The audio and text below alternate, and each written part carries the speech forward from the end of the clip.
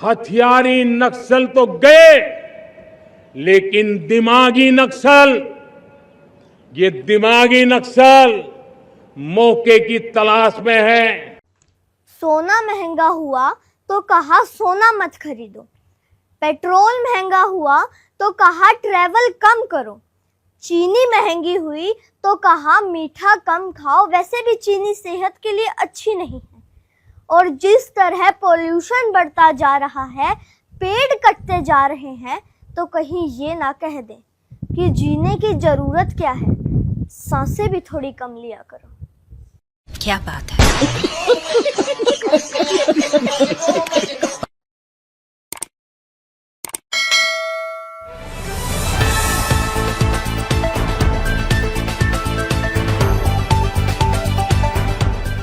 রংহীন সংবাদ আর অজানা তথ্যের জন্য দেখুন দিগদর্শন, 10-এর পাশে, দেশের সাথে।